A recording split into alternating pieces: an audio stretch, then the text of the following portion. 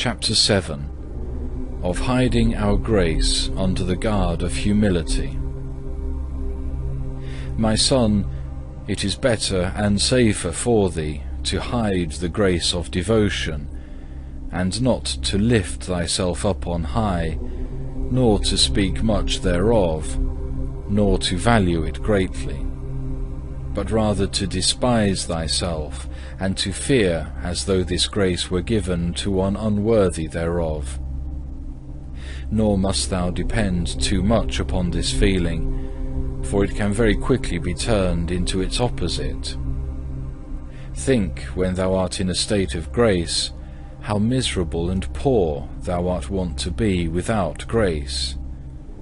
Nor is there advance in spiritual life in this alone, that thou hast the grace of consolation, but that thou humbly and unselfishly and patiently takest the withdrawal thereof, so that thou cease not from the exercise of prayer, nor suffer thy other common duties to be in any wise neglected.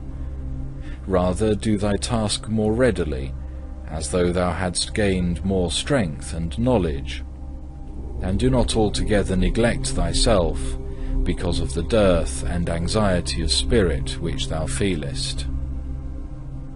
For there are many who, when things have not gone prosperous with them, become forthwith impatient or slothful. For the way of a man is not in himself. Jeremiah 10, verse 23. But it is God's to give and to console when he will, and as much as he will, and whom he will, as it shall please him, and no further. Some who were presumptuous because of the grace and devotion within them have destroyed themselves, because they would do more than they were able, not considering the measure of their own littleness, but rather following the impulse of the heart than the judgment of the reason. And because they presumed beyond what was well-pleasing unto God, therefore they quickly lost grace.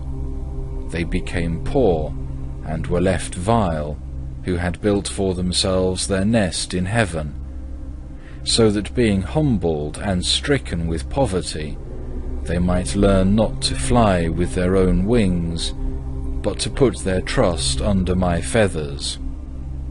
They who are as yet new and unskilled in the way of the Lord, unless they rule themselves after the counsel of the wise, may easily be deceived and led away.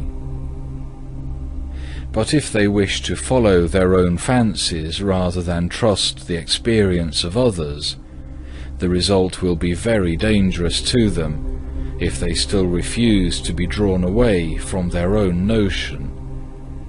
Those who are wise in their own conceits seldom patiently endure to be ruled by others. It is better to have a small portion of wisdom with humility, and a slender understanding, than great treasures of science with vain self-esteem. It is better for thee to have less than much of what may make thee proud. He doeth not very discreetly who giveth up himself entirely to joy, forgetting his former helplessness and the chaste fear of the Lord, which feareth to lose the grace offered.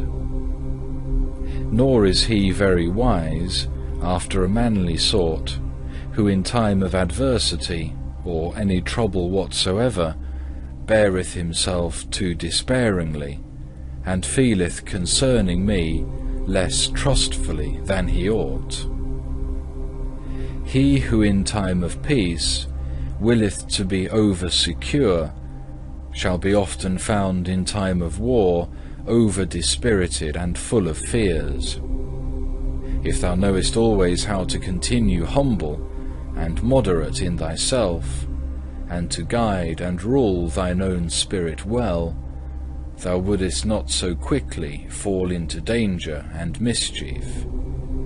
It is good counsel that when fervour of spirit is kindled, thou shouldest meditate how it will be with thee when the light is taken away, which when it doth happen, remember that still the light may return again, which I have taken away for a time for a warning to thee, and also for mine own glory. Such a trial is often more useful than if thou hadst always things prosperous, according to thine own will. For merits are not to be reckoned by this, that a man hath many visions or consolations, or that he is skilled in the Scriptures, or that he is placed in a high situation, but that he is grounded upon true humility, and filled with divine charity, that he always purely and uprightly seeketh the honour of God, that he setteth not by himself, but unfeignedly despiseth himself, and even rejoiceth to be despised and humbled by others more than to be honoured.